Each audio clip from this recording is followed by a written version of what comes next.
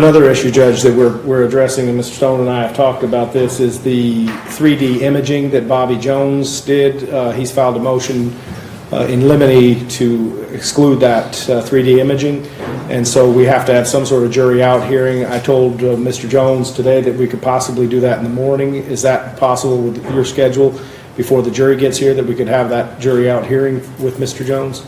I'll try my best. I've got a regular docket. Okay. Start at 9, and I'll as quickly as I can. I'm not planning on doing any hearings tomorrow at all. So as soon as I process those cases, that reset or dismissed or whatever we're doing, I'll take it up. Okay. That thing. The only witness that we have here now is the officer who made the arrest of the defendant, just to say that he secured the crime scene and the crime scene photographs are accurate as to the location of the gun, et cetera, when he was arrested. After that, we intend on calling the Maryville witnesses who are en route. So I may need a short delay if after Officer Sanders is done, if they're not here, the Maryville. Again, I want to get as much work done as we possibly can, but I'm not going to make this sure it's Understood. Judge, on the Bobby Jones issue, the 3D stuff, I think it would be prudent to take that motion up after they go through their, I know they've got a lot of different photographs that they're going to put on as far as their crime scene stuff. And so I think it would be prudent to take it up after that. Did you get your proof sheet back? That I emailed to Ms. Beth? I did not. Do you need it back? No, I emailed a copy to you with the items that are checked that he's objecting to, that we needed to kind of have it. That is one, and then if you put on the same stuff, and then. Okay. All right. Send it. You're good with me today? Where do I send it? He moved it. I didn't say it. I've already seen it. It's only been marked for identification It's as in. far as the record goes. It's in. I'll say it on the record then. It's in mine. All right. I'll say it when he's in person. You can be seated. Yes, sir. General, you can proceed. Your Honor, for the record, we would move in Exhibit 37. I know the marker for ID, just want to be sure that he's actually moved for entry into evidence. No objection. Very well. Steve Sanders. Is your right hand in solemnly swear or affirm you will listen to about the given hearing of this cause will be the truth, the whole truth, and nothing but the truth? I do. Please have a seat.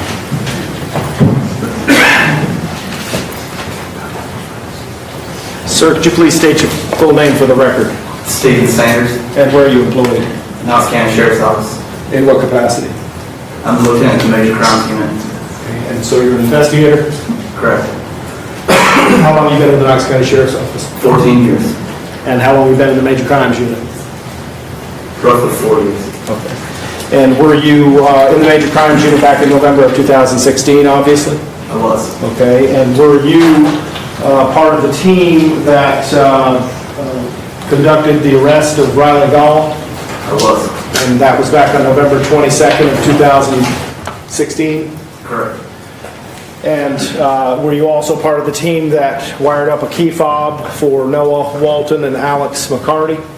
I was. Okay. And who else was involved in the arrest of Riley Gaul? It's Lieutenant Kim Lomax, Lieutenant Al Merritt, Detective Jeremy McCord, Detective James Hurst, and myself. Okay.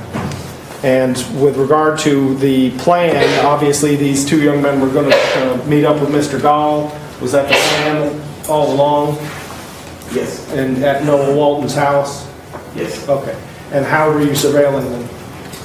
We had 3 vehicles. We had 2 in one vehicle, 2 in another vehicle, and then we had a third vehicle that I was in by myself. And we set up around the perimeter of the area. Okay. And the perimeter of what area? Of Noah's home. Okay. And were you able to follow them along their route? Yes, when they actually left, we were, yes. Okay. And eventually, did they make it to the bluffs over here across the river by UT Hospital? Yes, I did. Okay. And were you involved in the actual takedown, the arrest of the defendant? I was. Okay. And the voices that the jury's already heard of the key fob recording, the voices that are commanding the defendant out of the vehicle, whose voice was that? For the most part, it was Jeremy McCord. Okay.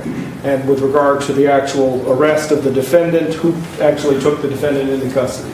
I did. Okay.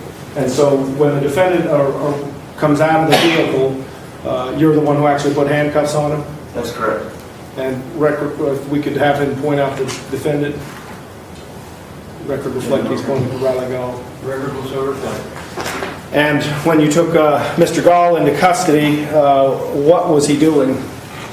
He was sitting in the front seat while we were giving commands, and when we told him to step out of the vehicle, obviously he stepped out, at which time he complied and stepped out, and his cell phone fell out of his lap onto the ground and walked backwards to us, and then I placed him in restraints. Okay. And did you notice anything in the floorboard of where he was sitting? Yes, after we took him into custody, we obviously moved forward to make sure the vehicle was clear, and in the front seat in plain view was a black handgun in the floorboard. Okay. In addition to other things? Yes, there was other things around, trash bags and so forth. I can't really. Later on, we found out that there was other stuff in there, but just initial appearance, trash bags stood out, some gloves, and black handgun. Did you secure that scene? We did. We secured it and held it until we called for our X-ray unit. Have you now had an opportunity to review the photographs that were taken by the crime scene unit that responded to that scene? Yes. And those photos are accurate as to the location of the items as you took the defendant into custody? That is correct. And those are photographs of X-ray technician, or rather X-ray unit, Nikki Buells? Yes. Pass it. Just briefly, as part of that thing you did with Noah and Alex, y'all had a code word, y'all had a special code or something? The code word was set up with Lieutenant Molinax and Local Lieutenant Merritt, yes. And you had access to that information as well, the code word? We did. Okay. And is that a code word that you and the Knox County Sheriff's Office came up with? No. I believe it was Alex that came up with that because it would be his 3 words. Okay. You actually met with Alex that morning on the 22nd? Before? I'm sorry? You actually met with Alex that morning, Alex McCarty that morning on the 22nd, along with Detective Merritt, when this fob thing was given to? They came to the building, yes. Okay, here in this building? In our office. Sure. Downstairs. Yes. And I think you testified that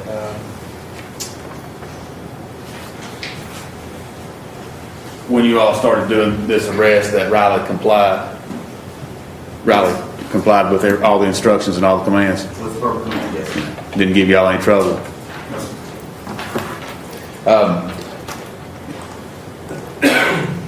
Now Noah and Alex, they weren't like, they didn't have like bulletproof vests or anything on when they were riding around with Riley with this gun? No, sir. That's all that. No. You can step down and answer.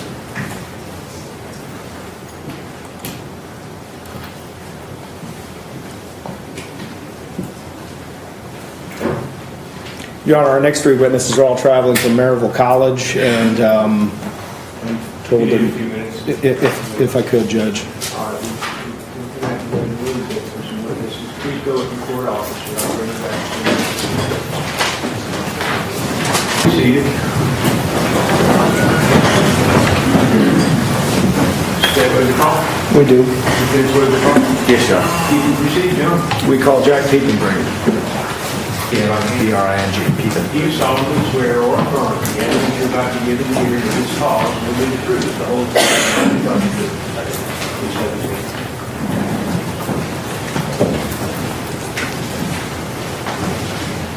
seat. Sir, could you please state your full name for the jury?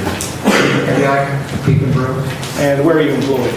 Maryville College, In what capacity? Director of Safety and Security. Okay, and how long have you been with Maryville College?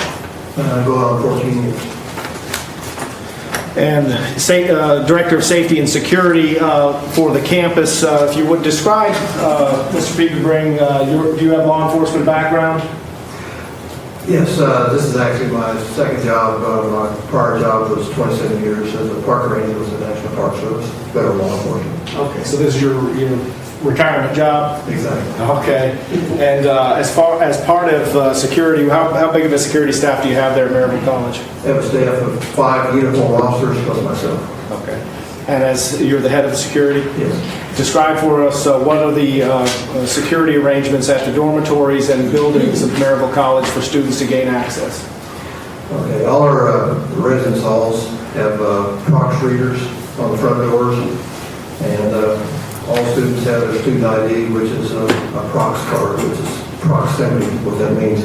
So in order to access that building and unlock the front door, they have to go up and present their card. They don't have to swipe it, they just have to get it near the prox reader, the door opens, and then they enter into the residence hall. Okay, so as a student, can I enter any building on campus if I've got my card? No, all the buildings have cards specific to them. So if you live in Gamble Hall, your card only works for Gamble. If you live in Lloyd Hall, your card only works for Lloyd. So each building has a specific box code for it. Okay, and of course you recall back in November of 2016, you were contacted by the Knox County Sheriff's Office with regard to a student here at Maryville College and an investigation into a homicide here in Knoxville. That's correct. And did you remember, you know the student's name? Yeah, Riley Gaul. Okay. And you obviously, as chief of security, have information as to the whereabouts of folks on campus? That's correct. And where did Riley Gaul, where was his dormitory, or where was he assigned? He was freshman men's residence hall. We don't call them dormitories anymore. Politically correct is a residence hall. So he lived in room 411 in Gamble Hall, freshman men's dorm.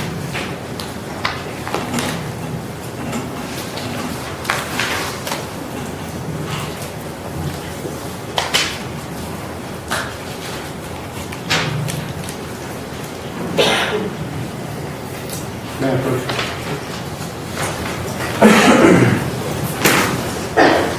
Sir, what I'm showing you has been marked for identification as exhibit number 40. Do you recognize that exhibit?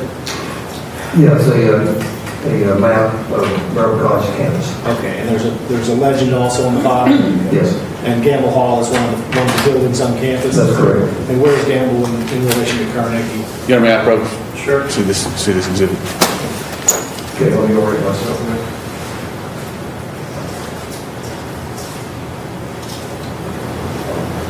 So a little different map I'm used to looking at, it's a baseball field. Okay, so, just,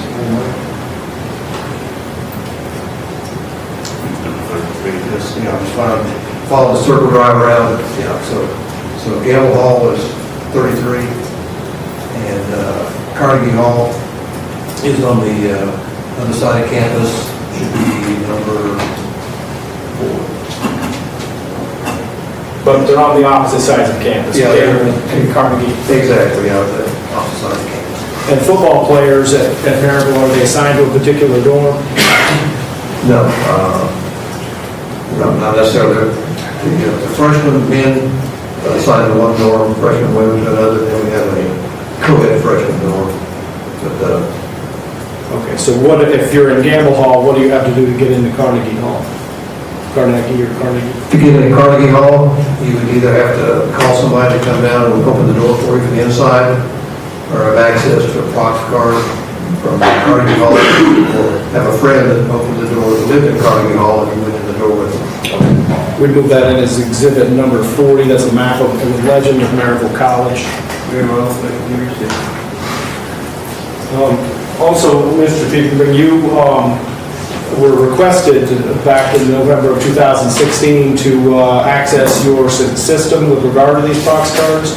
That's correct. And you were requested, and you did in fact provide information about that? Yes.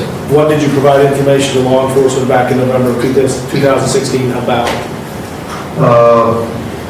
Yeah, the detective from Knox County, we had a conversation. I explained how the prox system worked, and that every time somebody carded in a building, it recorded the person's name that was on the card, or student ID, as well as the date and the time that that door was unlocked. And that's not an exclusive system, meaning people can come and go in the building in other ways, piggybacking or what? Yeah, we call it tailgating. So if somebody, the door, when you unlock the door, there's a delay before it relocks. And so there may be a 10, 12 second delay. So if somebody cards in a residence hall and the door is still open. And just like anybody could fall and tailgate in. So that door remains unlocked for a period of time or open until it closes and then locks, and then you have to present a card again to actually open it. Okay, the students aren't supposed to do that, is that against policy? No, that's actually against policy. If you're going into a residence hall that's just not one that you live in, you have to, according to college policy, you need to be escorted by somebody that actually lives in that building. But it happens. In that moment. What I'm now handing you is the mark for identification, Exhibit 41. Do you recognize that exhibit? Yes, I do. And what is it? It's labels a card activity history report. And what that is, that's the report that I was requested to run by the Knox County detective. And it shows, this is Riley Gaul's use of somebody uses a card, he uses a card, whatever. Somebody opened the door using Riley Gaul's card, I assume it'd be him, starting, looks like November the 11th through November 21, 22, yes. Okay. Tell the members of the jury on Friday, November 18th, that Riley Gaul used his prox card to enter the facility, the dorm there at Gamble Hall. Judge, I think what the testimony was is that somebody used the card. I don't think it was whether he knows whether Riley Gaul used that particular card. That card, yeah, that card would give me this printout. Now, I don't know who actually had that card in their hand, yes, correct. Tell us who used Riley Gaul's card on Friday, November 18th, and at what time? Who used was the... There's one entry using that card at 1:57 p.m. Okay. on the 18th. Is it used on the Saturday the 19th? No. Well, the last entry on the 18th, if you look at that, there was three on the 18th, 1:57, 2:40 p.m., and 4:32 p.m. That was the last use on the 18th. Friday the 18th, 4:32 p.m. is the last? That's correct. Are there any entries for Saturday the 19th? No. Any entries for Sunday the 20th? No. And what time are any entries for early morning of Monday the 21st? Yeah, 11:21 Monday the 21st, 4:30 a.m. in the morning. We move this in as prox cards. That's your signature. Correct. Number 41. We move in 41. No objection. Mr. Piepenbring, you also, as part of campus security, you're familiar with the email and student portal system where students are able to submit assignments there to Maryville College. Yes. And what is that system that Maryville College uses? What is it based on? It's based on Google, and basically Maryville College students have Google accounts that are tied to Maryville College, and that's their student Maryville College account, which they use for pretty much everything that's involved in the college. And it's always designated by the first name, period, the last name, and then at, and it's my MyMaryvilleCollege.edu. That's their dedicated email account. Okay, is that account used for all of the activities, for their student activities in terms of submitting paperwork and grades and things like that? Yes, that's the email address or account they're given when they enroll as a freshman. Okay, can you tell us whether or not when you log into Maryville College's system through this Google-based account, do you have to physically go back to that location to log it out? No. Okay.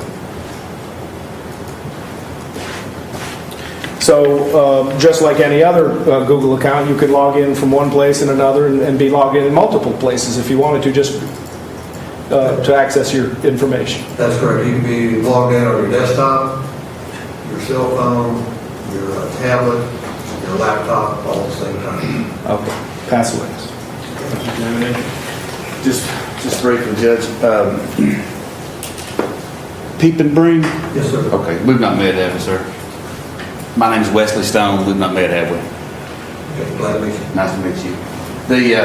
You were describing an email address. Is this your email address up here? Is this Jack Piepenbring at MaryvilleCollege.edu? Yes, that would be yes, that's mine. That's a faculty or staff email address. And so Riley Gall's would be Riley.Gall at the extension MaryvilleCollege.edu. My MaryvilleCollege.edu. His would say My Maryville College. If it's spelled all the way out here, there's always students always at my Maryville College. That's what separates the faculty and staff email system from a student. NY American College. Yes.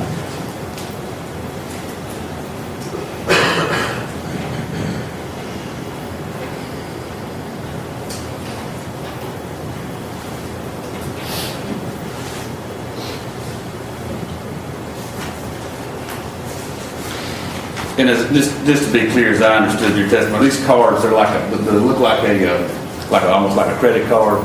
Exactly. I've got one in my pocket if you'd like to see it. Yeah, if you don't care, just.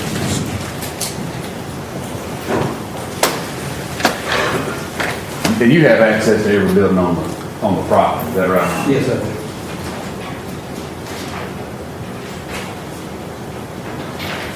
I'll do it in a minute. And so that's the type card you just walk up and just get one of these readers. Yeah, it's a proximity card, you just get close. It's got the Maryville College information on the person's name and their picture. Thank you, Mr. Piepenbring. That's all the questions I have. You get a redirect. No, Your Honor. You can step down, thank you, sir. We call Walker Stanley. Do you solemnly swear or affirm the evidence you're about to give in hearing this cause will be the truth, the whole truth, and nothing but the truth? Yes, sir. You take it.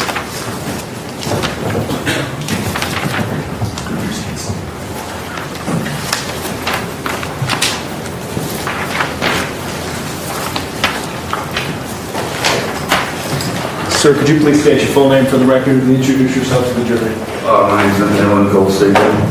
And you go by something shorter than McMillan? I go by Max Siegel. Okay. And where do you live, Mac? I'm from Dallas, Georgia. I currently live in Maryville, Tennessee, on campus. Okay. Are you a student at Maryville College? Yes, sir.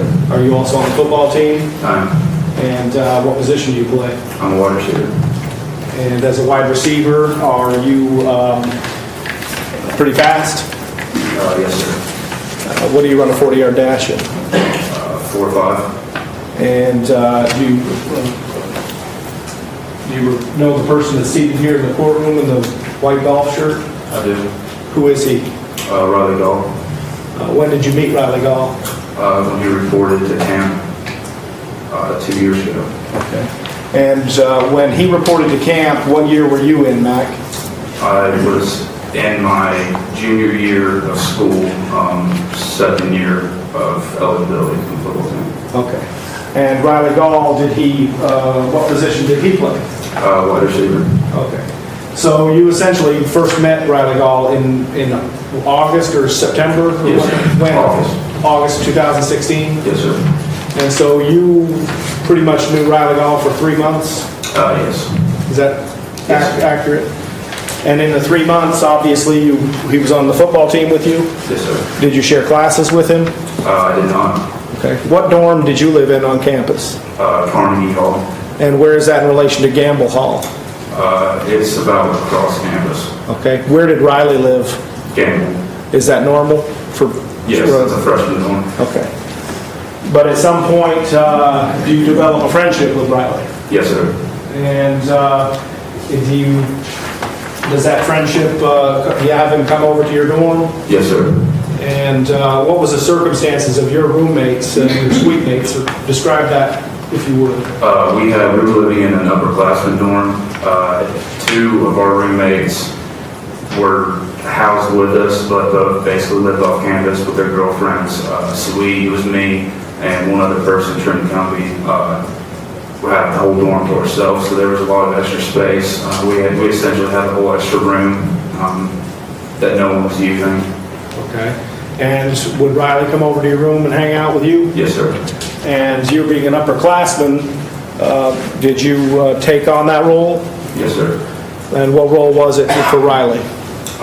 Kind of an older brother role, because he was good, and we needed him. And I know freshman year can be tough for a lot of people, so it was more or less just kind of being placed in the same area at the same time. Okay. And when you say he was good, I mean prospectively he was going to develop into a good football player? Yes, sir. Could Riley Gaul beat you in a foot race? Yes, sir. So his speed was one of his... That was his best attribute. Yes, sir. And good hands? Yes, sir. And you as a fellow wide receiver, how often would you hang out with him after practice? A decent amount when he was in Maryville. Okay. I mean, do position players, I guess, if you could, for the jury, do position players kind of congregate together? Do the receivers stay with the receivers and kind of socially, is that how? Yes, sir. The receivers were a pretty tight-knit group, go to eat dinner together, things like that, so. Okay. And is that how your relationship developed with Riley Gaul? Yes, sir. Okay. At what point in your 3 months of knowing Riley did you become aware that he had a girlfriend still in Knoxville? When he showed up, he told everyone knew he had a girlfriend, or that he had a girlfriend in Knoxville. The aspects of technically what they were at the time, things like that, we never really knew.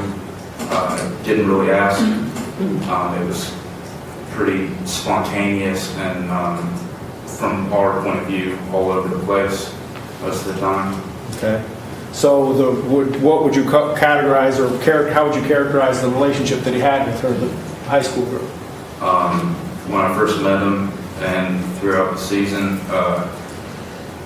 to all of us, it looked as kind of that high school relationship that was falling off because one person was going to college and the other person was still in high school, so it looked kind of like your growing pains of moving out. But then as the season went on and as, towards the end, it looked toxic. Okay. He was struggling emotionally? Yes, sir. And did you provide support for him? Yes, sir. In that regard? Okay. And the football season that year, had it ended by November 18th? It did. It ended, what week did it end, if you recall? I don't recall the exact week it was. Our last game was Greensboro away. We had just won conference, but we weren't going to the playoffs. The season was over. Okay. And that weekend, or rather, let me bring you back to you said that he was going through some emotional issues with regard to her, and that you would support him in that regard. Did that ever come to a head in terms of things out there that happened on campus? His emotional turmoil? Emotionally, as I said, it looked kind of just as you're both struggling to break up towards the beginning, things like that, because they would still FaceTime on away games and went home, things like that. So it looked peaceful sometimes, others not. Towards the end, it became very apparent that it was very toxic. He was constantly calling kind of our friend group, saying, crying about it. Literally? Literally. Crying as in weeping? That's what it sounded like. Okay. Constantly talking about how sad it was and that he couldn't do it, things of that nature. He couldn't do what? I'm assuming break up, and like I said, I don't know the exact what was going on, the communication between them two, but it sounded just couldn't do the breakup, Couldn't survive the Yes. breakup, or couldn't actually implement the breakup? couldn't survive it. Said he couldn't see himself without her, that he needed her, things of that nature. Okay. And had you ever met his girlfriend? No, other than I sat next to him on the bus, on away games, things like that. So I saw her on FaceTime here and there, but never formally met her.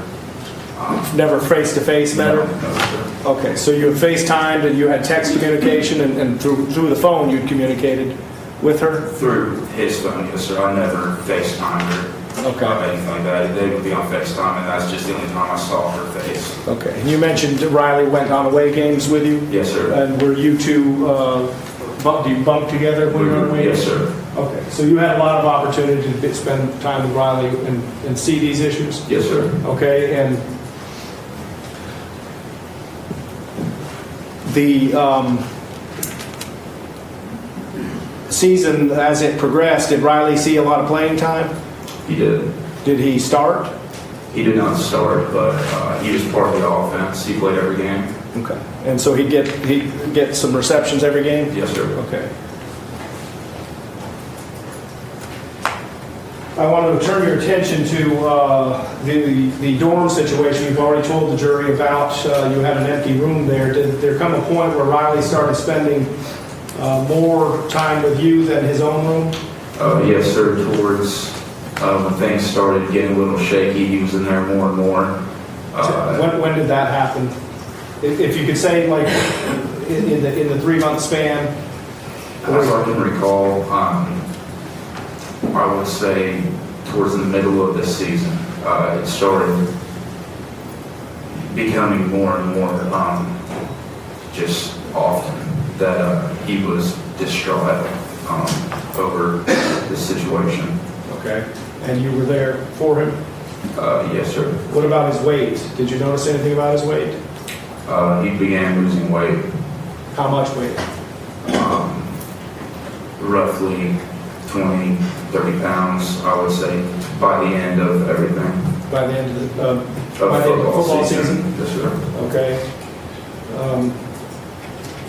But was there a particular event that occurred that caused you concern about Riley's health? There was one night, he had called me. He was in Knoxville, and he was crying and said he couldn't do it anymore, speaking and things like that. And I asked where he was doing in Knoxville. I told him, call your parents, call your granddad, call someone and go to them.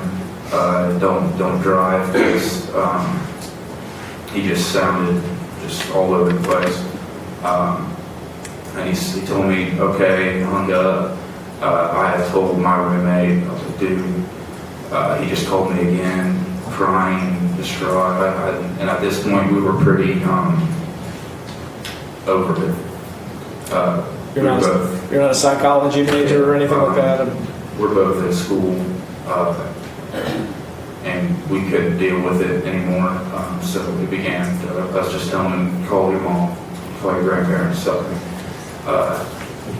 And then I can't recall the exact time, but later that night, one of our fellow teammates called me and said, hey man, Riley's outside in front of Cooper, which is our athletic building, passed out in his car.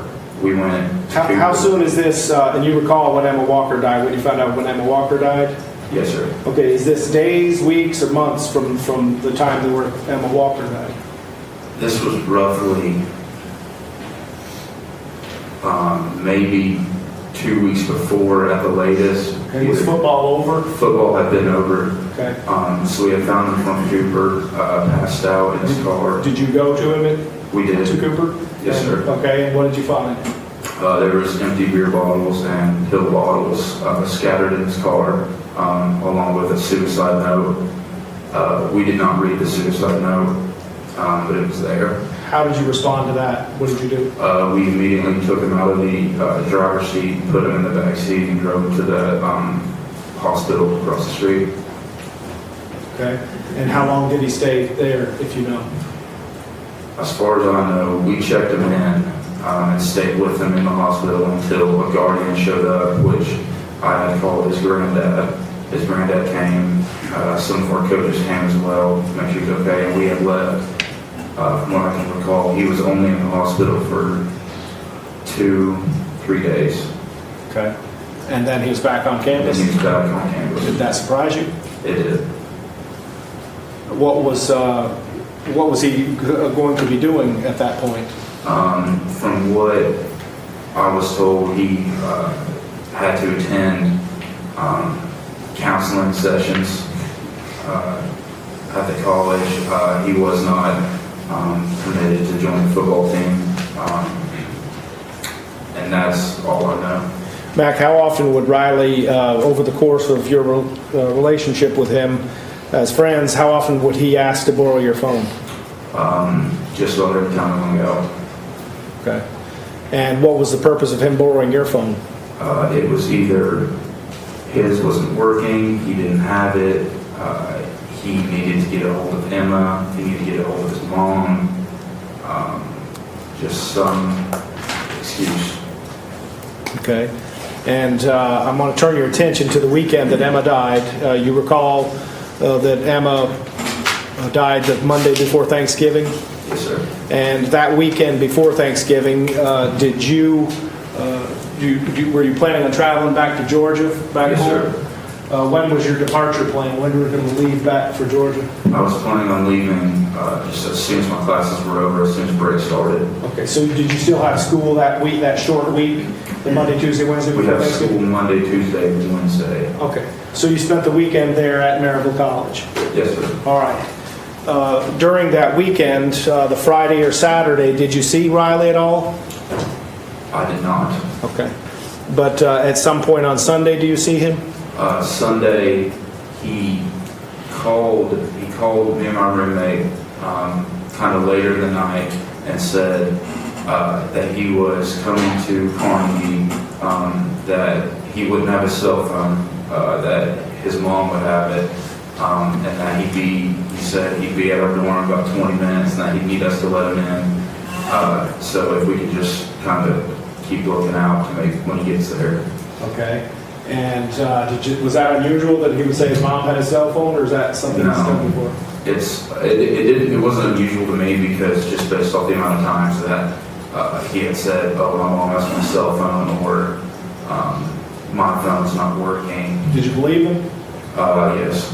Okay. Did you ever look and see what he was doing with your phone, or look at your called messages or chats or anything like that? No, sir. I knew. Typically, he would tell me if he was calling his mom or Emma or something, and I just said okay. Okay. So, but do you know now that your phone had called Emma on many Yes, sir. occasions? Yes, sir. Okay. And did you personally ever call Emma? Not that I can recall. Okay. How about any chats? Did you ever chat with Emma other than things about his welfare?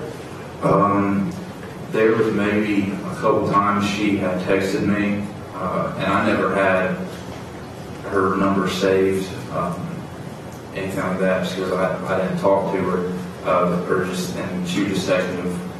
I can recall one time she had texted me and said,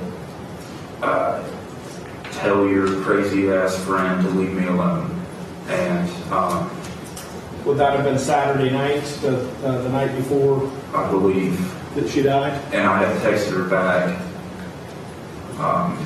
and said what happened, but that was it.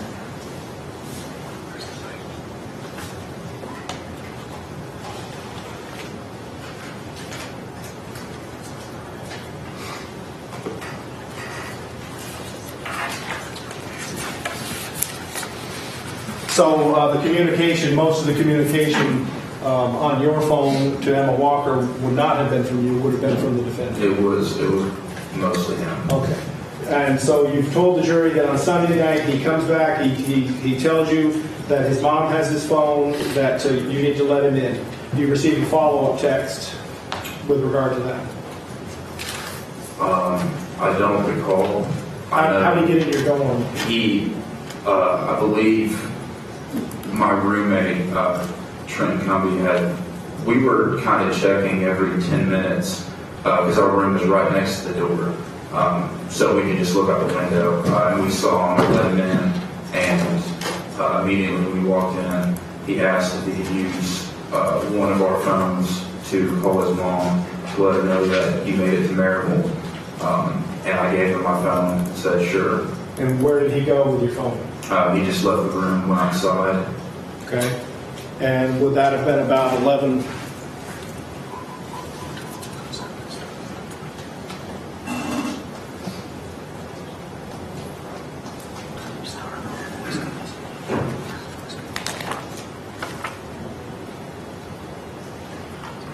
would that have been about 11:42? Yes, sir. And how long did he use your phone? Not very long. He might have been outside for 10 minutes. That felt like. What was the purpose of him coming back to your dorm? We don't know. We had thought that he was just coming back on campus, and that's what it seemed like, because when he came back in after calling, he said he was going back to gamble to go to bed. Okay. So the interaction with him that night, he comes from Knoxville. He comes in, he gets your phone.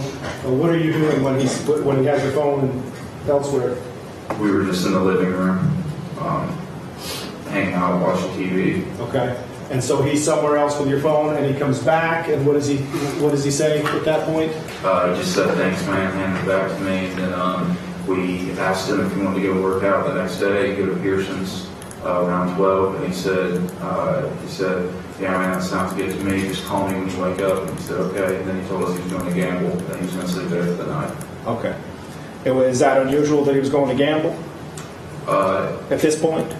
It was unusual, but he was in a happy mood. Okay. So we weren't asking questions. Okay.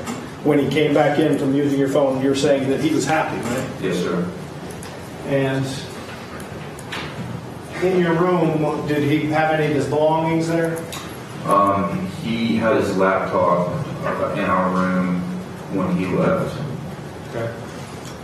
When all this happened, the laptop was left behind. Yes, sir. Did he use or his laptop at any time while he was there with you? I would see him type papers on it, play computer games, but that was the extent of it. I mean, that night when he came at 11, whatever time he came back to Maryville College, did he access his laptop that you saw? Not that I know of. Okay.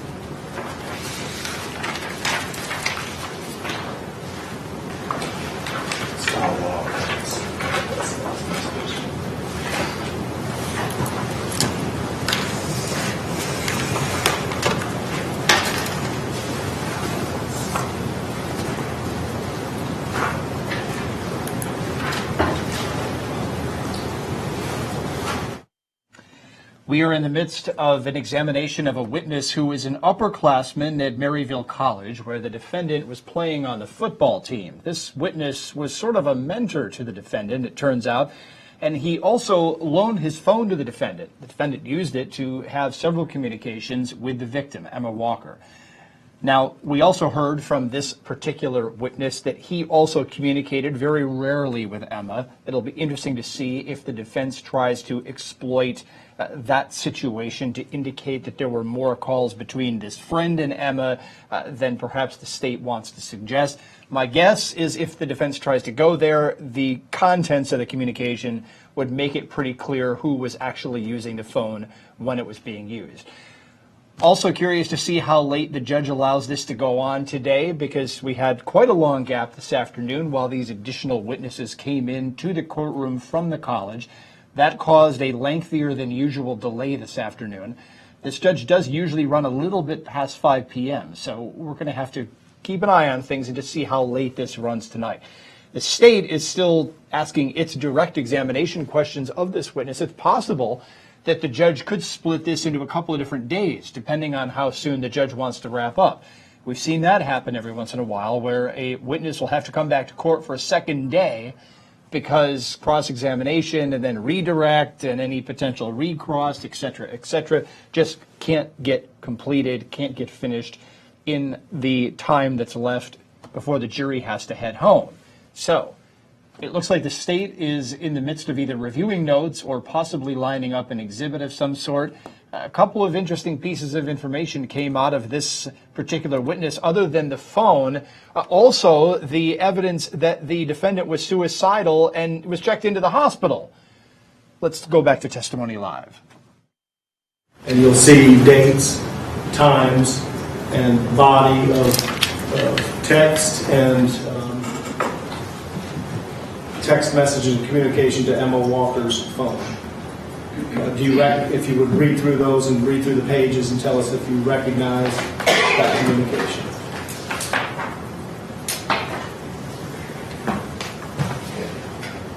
Starting in October of 2016.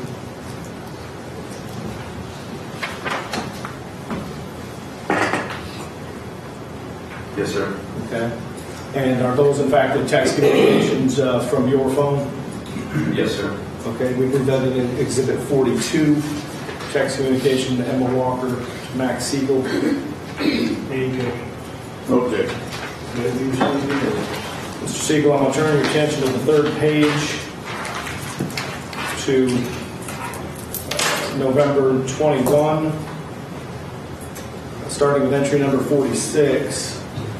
And do you read the successive probably 10, 15 texts on November 21 starting at 12:09 midnight? Yes, 9 minutes after midnight? Yes, sir. And if you'd read those for the jury?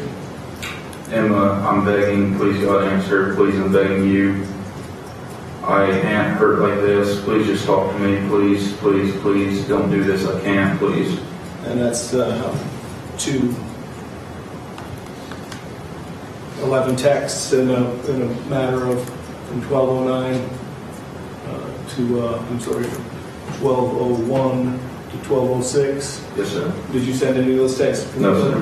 Okay, and that's the time frame that Roger. Yes, sir. And so who sent these texts? I believe Roger.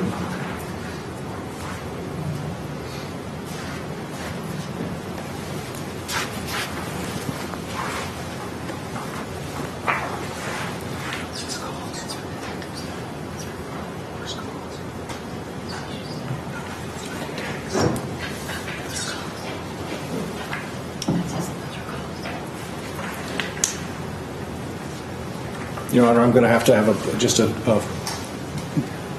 possibly 3-minute recess, Judge, if we could ask for just a short amount of time. We've got an issue with an exhibit here that I've got to address. So. All right. Take up out of your presence. If you would please take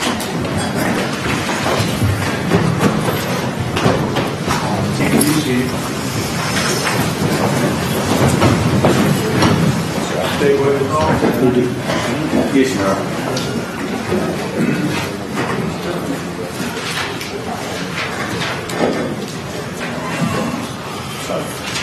Okay.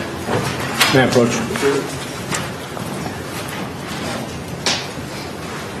Matt, what I'm showing you has been marked for identification as exhibit number 43, and the parties have agreed this is the extraction of the phone's messages on Emma's phone received from your phone. Okay? And I want you to look and see these calls that are placed and look at the dates of the call and the lengths of the call. And on November 20th of 2018, did you call Emma for 14 minutes and 28 seconds? No, sir. And that's at 11:42 p.m. that night? No, sir. And was that the time frame also that Emma, the night that Emma died? Yes, sir. And it was also the time frame that Riley had your phone? Yes, sir.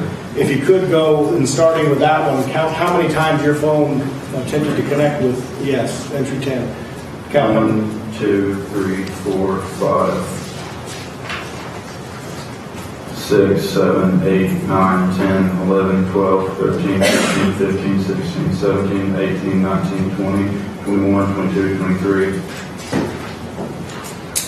24, 25, 26, 27, 28, 29, 30, 31, 32, 33, 34, 35, 36, 37, 38, 39, 40, 41, 42, 43, 44, 45, 46, 47, 48, 49, 50, 51, 52. Okay. Did you call any of those 52 times? No, sir. And those were all November 21? If we could have him just sign, that's Max Siegel.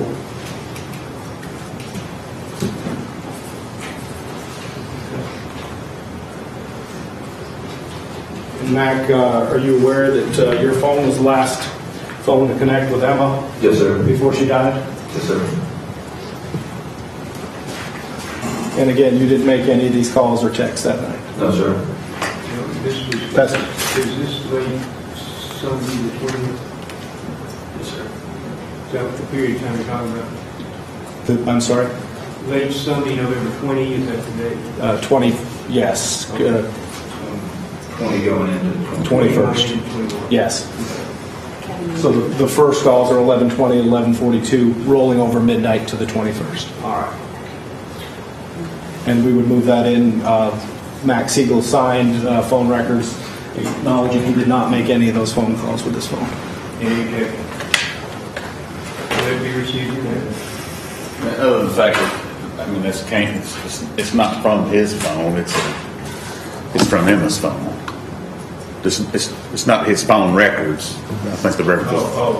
His phone records will go into the record with the AT&T custodian, Judge Max will, to corroborate those, but those are records from Emma's phone of received calls and missed calls on her phone. Mr. Siegel, I don't think we've met, have we? No, sir. Okay. Did you get my subpoena? I'm just curious. Yes, sir. I didn't know if you got it or not. Nobody ever let me know. Okay. Yes, sir. Thank you. Just want to talk a little bit. I think Mr. Allen covered almost everything that I would have covered, and would ask you. I guess we'll just start with this Exhibit 43. Do you still have it in front of you? I took care of it. You have that, okay. And so, what is the 10th entry? The 10th entry is the 14-minute phone conversation you just testified to. Is that correct? Yes, sir. And then the last phone call was at 12:09. Is that correct? If you turn over the fourth page, entry number 61. You see that? Yes, sir. Okay. And so you would agree with me that, help me with my math here, you may be a little quicker on that than I am. So roughly 17, 26 minutes, 26 in between that item number 10 and item number 61. Yes, sir. Okay. And that was at a time where your testimony is Mr. Gaul had your cell phone. Yes, sir. Okay. Now, moving away from Exhibit 43, if you'll give that back to Ms. Andrews.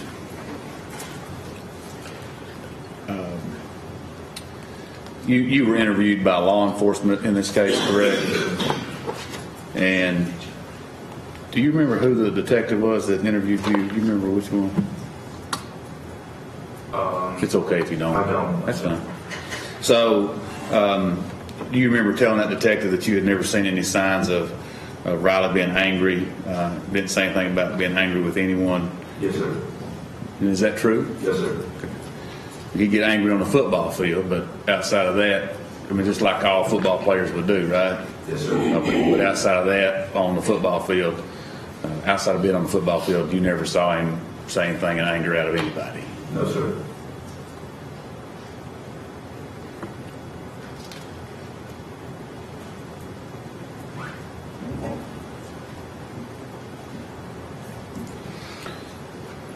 You also told the detective that Riley,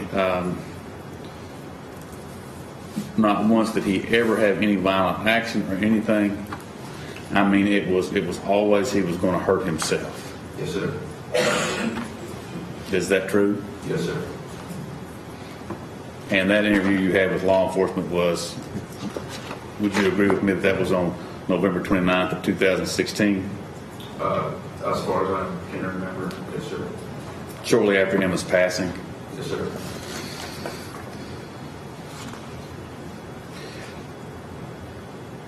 You said earlier that when Mr. Allen was asking questions that you said that it got to a point where y'all couldn't really talk to him much or something to that effect?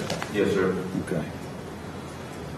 Was it becoming a burden? Yes, sir.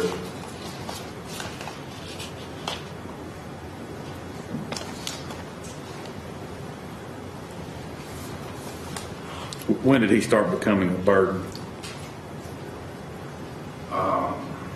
Was it before or after y'all found him over at Cooper Athletics? It was before Cooper. Okay. But yet, when he came over to your residence hall on the 19th of just put that down somewhere. The 19th, you let him use your phone. Is that your testimony? The 19th? I'm sorry, the 20th. Here it is. Yes, sir. Okay.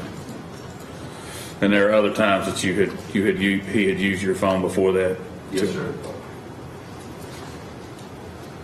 And as early as we can tell from the record, exhibit number 43 was on October 25th, 2016. Yes, sir.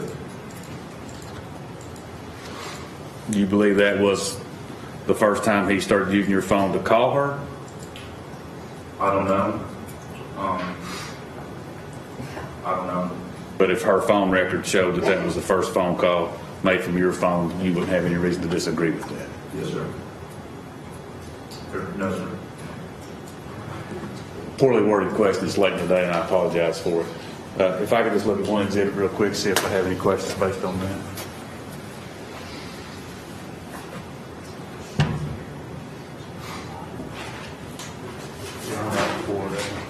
Okay.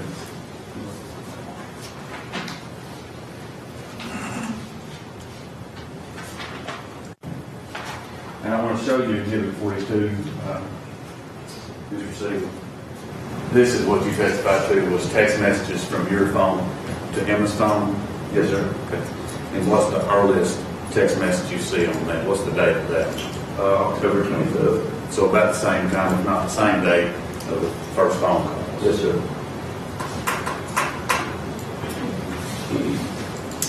Thank you. That's all I have. You can sit down, thank you.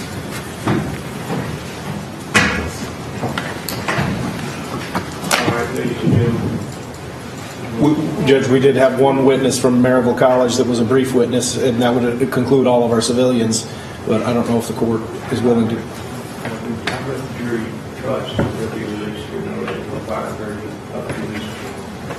I'll have to actually bring that witness back, I'm sorry. All right, ladies and gentlemen, I don't want to keep you asking. I do understand that you are willing to, in an effort to hopefully shorten the trial, you are willing for later in the future to a time between 6:30 and 7 o'clock. So I've asked the lawyers to prepare to keep on presenting their proof up until about that time. I know some of you did make plans for tonight, so I'm going to go ahead and release you. Again, please don't read, listen to, or watch anything connected to this case. I do have a regular docket tomorrow, and I'll try to be done with it by 10 o'clock, so please be here by 10 o'clock. And we'll get back into this case as quickly as we can.